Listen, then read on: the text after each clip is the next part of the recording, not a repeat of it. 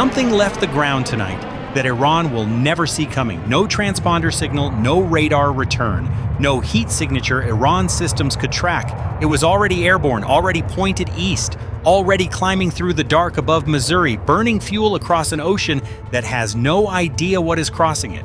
The aircraft carries one weapon, one target, one set of GPS coordinates burned into its guidance system before it ever left the tarmac. Iran had spent 20 years building something they believed was untouchable. A nuclear program buried so deep inside a mountain that no bomb in any arsenal could reach it.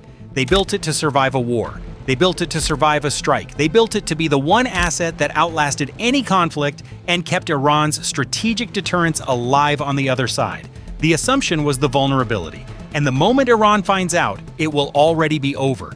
The aircraft flying toward Iran right now does not officially exist on any radar screen in the Middle East. Iran's Bavar 373 air defense network, the integrated system Tehran spent $600 million constructing, testing, and deploying around its most sensitive nuclear sites, is showing a clean sky. That sky is not clean. The B-2 Spirit stealth bomber has a radar cross-section the size of a large bird, not a small aircraft, not a reduced signature fighter, the size of a bird. Iran's radar is looking for an aircraft and it is finding nothing, because there is nothing to find. Inside the weapons bay of that aircraft sits a single munition, the GBU-57 Massive Ordnance Penetrator, 30,000 pounds of hardened steel, precision guidance, and adjustable depth fusing, designed by the United States specifically for one category of target. Facilities buried so deep underground that everything else in the world's arsenal cannot reach them.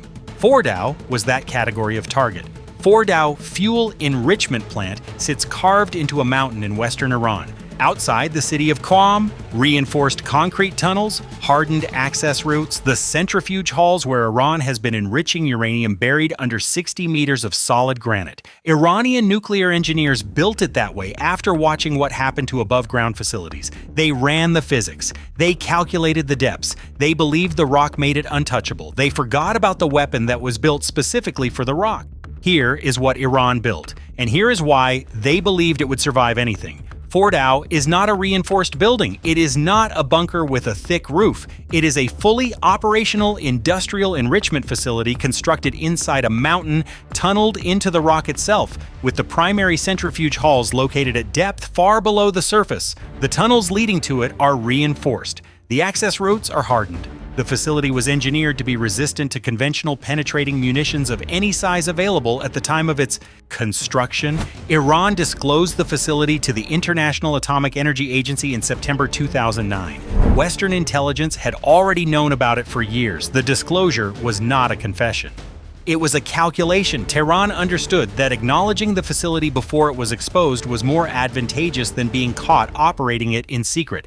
By 2009, Fordow was already operational. The years that followed produced a predictable pattern: international pressure, IAEA inspections, sanctions rounds, the 2015 JCPOA nuclear deal under which Iran agreed to limit enrichment at Fordow, then the U.S. withdrawal from the JCPOA in 2018. Then Iranian enrichment resuming, then accelerating. By 2026, Fordow was enriching uranium to 60% purity. Weapons grade is 90%. Iran was not at weapons grade. But the trajectory was not ambiguous. The centrifuges at Fordow were capable of reaching 90%. The timeline to weapons-grade material was months, not years. Every intelligence assessment from CENTCOM, the CIA, and allied services agreed Fordow was the facility. It was the program's irreplaceable core. Destroy Fordow, and Iran's nuclear weapons path closes. The problem was always the same problem. No conventional weapon in any Western arsenal, no existing bomb, no existing missile, no existing cruise weapon could guarantee the destruction of a hardened facility buried under 60 meters of solid granite. You could strike the entrances, you could damage the access routes, but the centrifuge halls themselves, they would survive. The program would survive. Iran knew this. It was the entire reason Fordow was built the way it was built. Except one weapon existed. The United States had been developing it quietly since the early 2000s, refining it through the 2010s and keeping its full capabilities away from public disclosure. It was built for exactly this problem. And when CENTCOM drew up the target list for Operation Epic Fury, Fordow was at the top, and the GBU-57 was the only weapon on the list that could reach it. The weapon, GBU-57 Massive Ordnance Penetrator. Let's talk about what was falling toward that mountain, what it is, what it does, and why Fordow's engineers did not account for it. The GBU-57 Massive Ordnance Penetrator weighs 30,000 pounds at release. To understand what 30,000 pounds means, the entire internal bomb bay payload of a B-52 Stratofortress is 60,000 pounds. The GBU-57 is half the total bomb load of a heavy strategic bomber in a single weapon, on a single aircraft, pointed at a single target. The body of the weapon is a hardened steel penetrating casing, the same category of material used in armor-piercing artillery rounds, scaled up to a 6-meter weapon. The nose cone is designed to survive contact with reinforced concrete at terminal velocity without deforming sufficiently to prevent penetration. The weapon does not explode on impact, it punches through, then it detonates. The fusing system is the engineering achievement that made this weapon operationally decisive. It is not a simple contact fuse, it is an adjustable, programmable system that can be set to detonate after penetrating a specific number of material layers, concrete, rock, reinforced concrete again, or after a time delay calculated from impact or at a pre-programmed depth. The targeting team at CENTCOM knew Fordow's geology. They knew the depth of the centrifuge hulls. The fuse was set accordingly. This is precision, not in the sense of where the bomb lands, in the sense of where inside the target it destroys. The United States has never publicly released the classified penetration test results for the GBU-57. What has been acknowledged is that the weapon was developed specifically to defeat deeply buried hardened facilities, the category of target that existed in Iran, in North Korea, and in other adversary programs, and that its penetration performance against reinforced concrete exceeds 60 meters. Fordow's primary centrifuge hulls are located approximately 60 meters below the surface. That is not a coincidence. That depth figure was known. The weapon was designed around it. The targeting solution was built before the order was given. The B-2 Spirit is the only aircraft in the world currently capable of carrying and delivering the GBU-57 in actual combat. No other platform has the weapons bay volume, the payload capacity, and the survivability to carry this weapon into defended airspace and release it with precision. The F-15E Strike Eagle, an exceptional aircraft, cannot carry it. The B-1B Lancer, another long-range bomber, has not been certified for the GBU-57 in combat configuration. The B-52, the backbone of American strategic bombing for 60 years, is radar visible and would not survive the approach to a defended target. One weapon, one aircraft, one mission profile that was already being executed while Tehran slept. The platform, B-2 Spirit. The B-2 Spirit is the reason this mission was possible. Not theoretically possible, actually possible. There is a difference. Every other long-range strike aircraft in the American inventory would have generated a radar return that Iran's Botvar 373 system could have engaged. The F-15E, capable, lethal, with a combat range extendable by tanker, produces a radar cross-section Iran systems can detect and track at range. The B-52 Stratofortress, which has been conducting strategic bombing missions for 6 decades, is visible to Soviet-era radar, let alone the modern Iranian integrated air defense network built on Russian technology. The B-2 is different in ways that are not marginal. They are categorical. The flying wing design eliminates the vertical tail surfaces that produce the largest radar returns on conventional aircraft. There are no protruding engine pods below a wing spar. The engines are buried within the wing structure itself. The inlet geometries are shaped to prevent radar energy from reaching the compressor faces of the engines, which are the most reflective components in any jet aircraft. Every surface angle is calculated to scatter or absorb radar energy away from its source rather than returning it.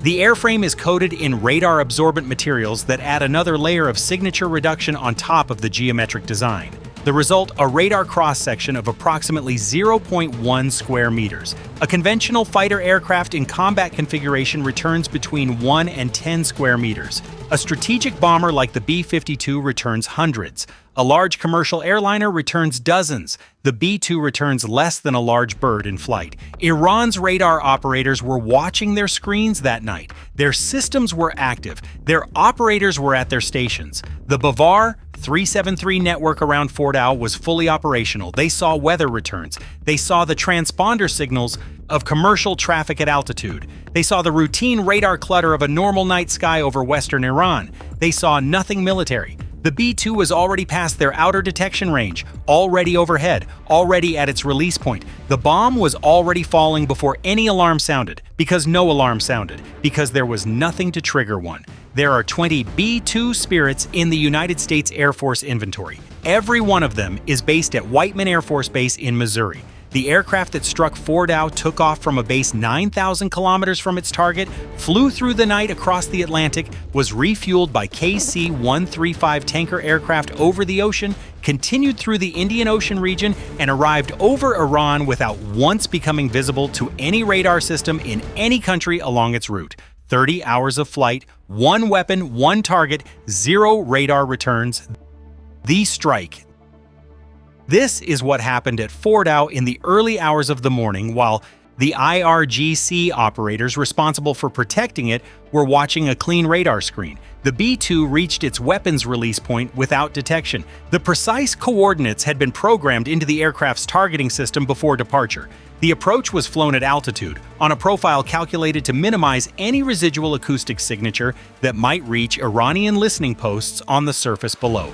The weapons bay doors opened. Inside the bay, the GBU-57 sat on its pylon mounts, 30,000 pounds of hardened steel and precision engineering suspended inside the belly of an aircraft that weighed, fully loaded, approximately 170,000 pounds. The pylon released. The weapon dropped into the airstream. The B-2 continued straight and level for the seconds required to confirm release. Then it banked away and began its egress from Iranian airspace. The GBU-57 fell. Below it, in the tunnels carved into the Fordow mountain, the night shift at the enrichment facility was operating on a routine schedule. The centrifuges, thousands of them, arranged in cascades across the underground halls, were spinning. Uranium hexafluoride gas was being fed through them. Enrichment was occurring at 60% purity. The operators monitoring the cascade had no reason to think the night was anything other than a normal operational shift. The weapon hit the mountain. The hardened nose cone punched through the first layers of surface rock and reinforced concrete at the tunnel entrance zones. The fuse system registered the penetration sequence. The weapon continued downward through the geology. The fuse counted the layers. At the calculated depth, at the depth of the centrifuge halls, the warhead detonated. The primary explosion at depth transmitted its energy through the surrounding rock as a shockwave. The centrifuge halls took direct overpressure from the detonation at close range. The structural sealing of the underground chambers failed. The cascade arrays were destroyed by the combination of direct blast, pressure wave, and structural collapse. The tunneled access routes were compromised by the displacement of surrounding rock. Iran's air defense operators did not receive a warning. There was no incoming aircraft track. There was no missile alert. The first indication that anything had occurred came from seismic monitoring. Ground sensors in the QAM region registered an impact event. The readings were consistent with a very large conventional explosion at depth. IRGC commanders began placing calls. By the time those calls connected to the relevant command structures, the B-2 was already aggressing Iranian airspace at speed. By the time Iran's leadership understood what had happened, the aircraft that had done it was over the Persian Gulf, heading home. Iran's nuclear program did not sustain damage that night. It did not lose capacity. It did not experience a setback that could be repaired in months. It ended.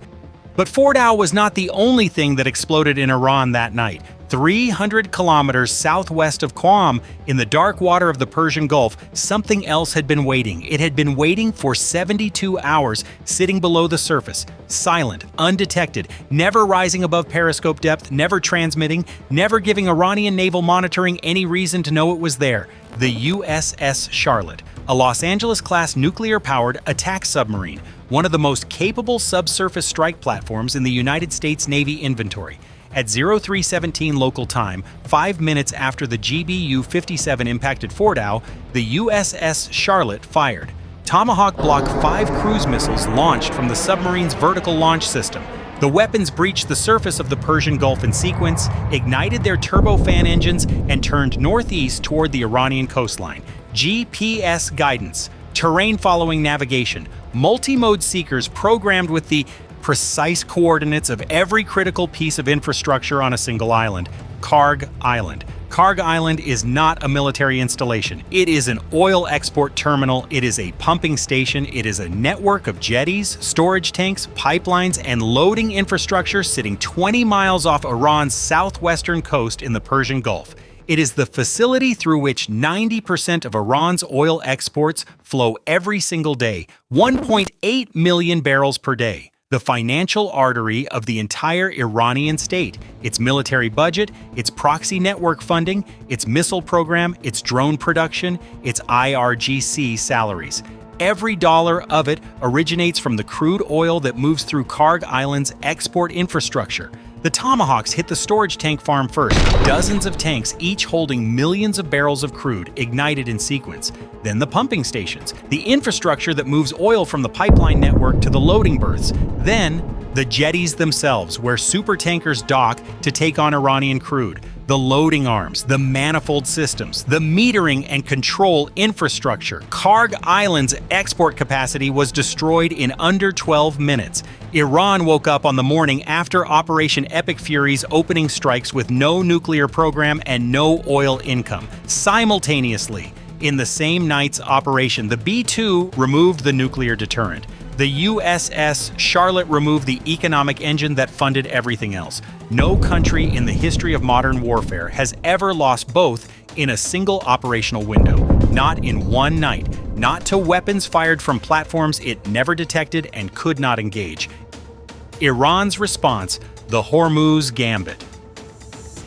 When Iran's leadership assessed what had happened during the night, their military options had been dramatically reduced. The nuclear program was gone. The primary oil revenue source was gone. The Air Force had not detected the aircraft that struck Fordow. The Navy had not detected the submarine that destroyed Karg. Iran had been struck by weapons from platforms it never saw, but Iran still controlled one thing, the Strait of Hormuz. The strait is a choke point 21 miles wide at its narrowest point between Iran and Oman. Through it passes, on any given day, approximately 20% of the world's seaborne oil trade.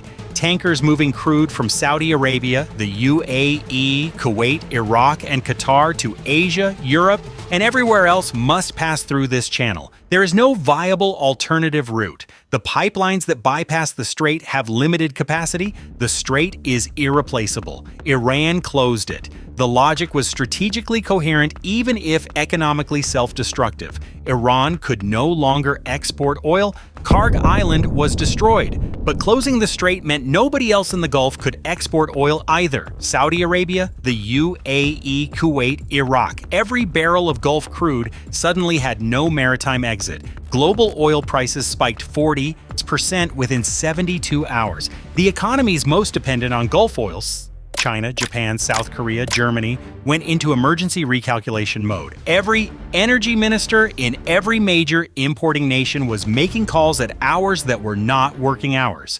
The countries that had been publicly calling for diplomatic restraint and measured responses were now discovering that restraint had costs of its own. Iran turned its own wound into a global hostage situation. If Tehran was going to bleed economically, it had decided the world was going to bleed with it. It worked as leverage for 6 weeks. The U.S. Navy's response was immediate and overwhelming in scale. The USS Bataan Amphibious Ready Group was already in the region.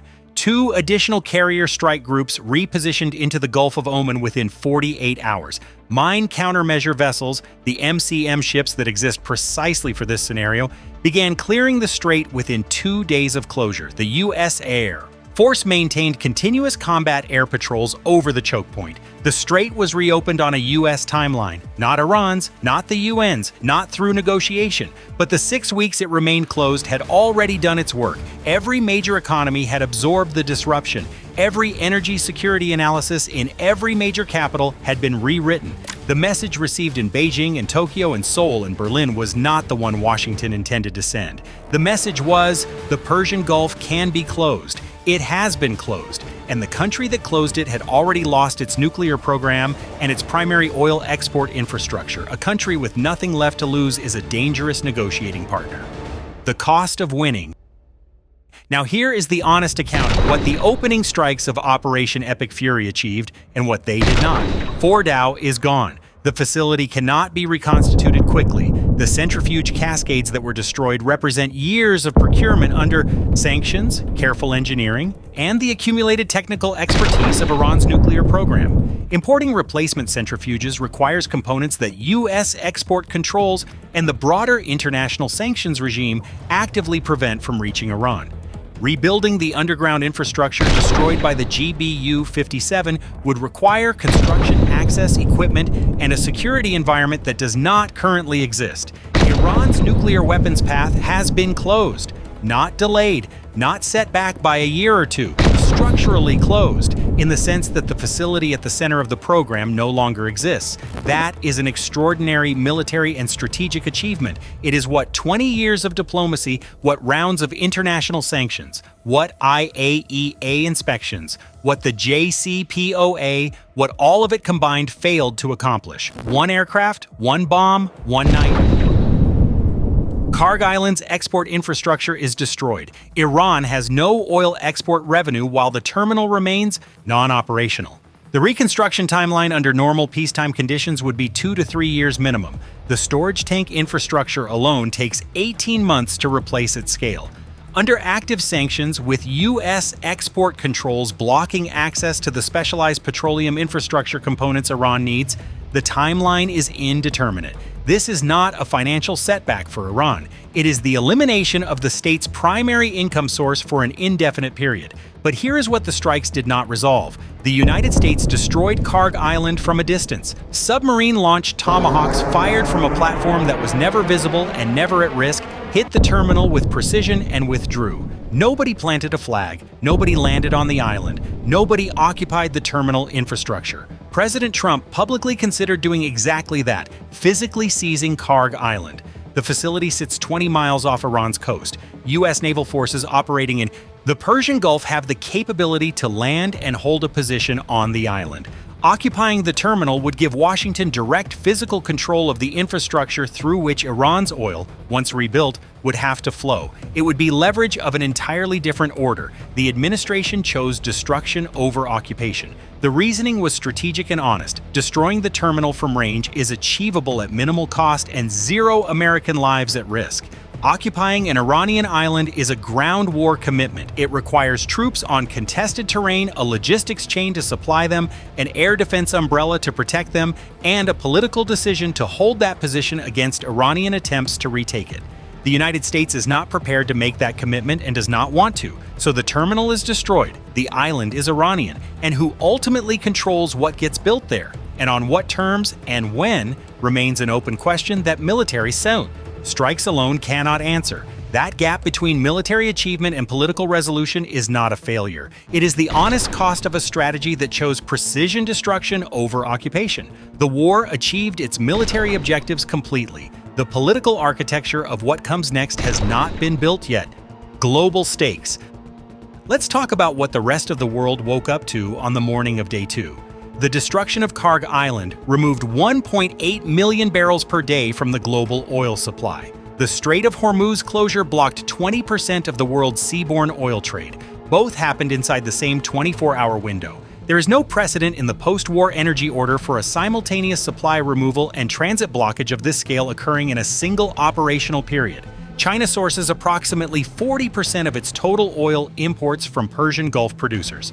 Within 12 hours of the strait closure, Beijing activated emergency releases from the National Strategic Petroleum Reserve, the largest single reserve release in Chinese history.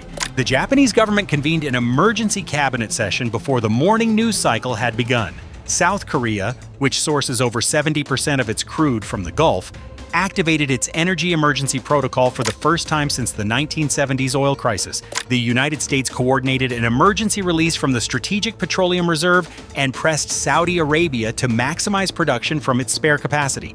This prevented the worst-case price scenario, but it did not prevent the message from being received. The message was this: the United States is willing to destroy the energy infrastructure of its adversaries completely, without occupation, without warning, and from platforms those adversaries cannot detect, cannot track, and cannot engage. The destruction of Karg was not a limited strike, it was a demonstration. The target was chosen because losing it hurt Iran more than any other single strike could, and the method of delivery, submarine-launched weapons from a platform that was never seen, communicated something beyond the tactical result. The message was received in Beijing, where military planners who have spent years studying American strike doctrine now had a data point they did not previously have. The message was received in Moscow, where the war in Ukraine had already demonstrated American commitment to proxy conflict, and the Iran strikes demonstrated something more direct. The message was received in Pyongyang, where the existence of deeply buried hardened facilities had always been assumed to be an absolute deterrent against American conventional strike options. The assumption is no longer absolute. The strike on Fordow is a nuclear non-proliferation achievement that will be studied in arms control circles for decades. The strike on Karg Island is an economic decapitation that removed the primary funding mechanism of an adversary state's military machine in a single night. Together, they demonstrated a combined capability: stealth delivery, conventional deep penetration, submarine-launched precision strike that no other country on Earth currently possesses in this combination. The world after the opening of Operation Epic Fury is not the same as the world before it. Every adversary state that had built its deterrence around the assumption that certain things were off-limits or unreachable or too economically sensitive to strike, every one of them ran a new calculation the morning after. The B-2 pilot landed at Whiteman before Iran's leadership had finished its Emergency Security Council session. He had been airborne for 30 hours. He had crossed the Atlantic Ocean, been refueled by tanker aircraft over open water in the dark, continued through the Indian Ocean region, entered the airspace of a country whose air defense network was actively searching for threats, released one weapon over a mountain in the Zagros foothills of western Iran, and turned for home before the seismic sensors had finished registering the impact. The Bavar 373 system that Iran spent $600 million building never triggered an alert. Not a track, not a contact, not a query. The B-2 passed through Iran's integrated air defense coverage area as though it did not exist, because to that radar network, it did not. Somewhere in the Persian Gulf, the USS Charlotte had already descended back to its operating depth. The launch tubes were empty. The submarine was running silent on a course that would take it out of the Gulf on its own timeline at its own pace, undetected in both directions. The strike package was clean in every meaningful sense. No American aircraft was lost, no American sailors were exposed, no American ground forces were committed, no American pilot was captured. The most consequential conventional airstrike in the history of American military operations was executed from platforms that the targeted country never detected, by crews who faced no defensive fire whatsoever, and was completed before Iran's air defense system registered that anything had happened. Iran spent 20 years and billions of dollars building a nuclear infrastructure specifically engineered to be impossible to destroy. The Fordow facility was the endpoint of that engineering effort, the product of every lesson Iran had drawn from watching what happened to less protected facilities. Deeper, harder, more rock above it, more reinforced concrete around it, built to survive a conventional air campaign, built to survive a nuclear near miss, built to be the one asset that was still there after everything else was gone. The assumption was correct for every weapon that existed in 2005. In 2010, in 2015, the assumption did not survive 2026. The GBU-57 was designed for one purpose: to make the assumption wrong. The B-2 was the only platform that could deliver it without warning. The targeting solution was built around Iran's own engineering specifications, the depth they chose, the geology they chose, the hardening they chose. Iran's engineers built the target. American engineers built the weapon around it. The mountain is still there. The uranium is not. Iran spent 20 years building something that could never be destroyed. It took one aircraft, one bomb, and one night.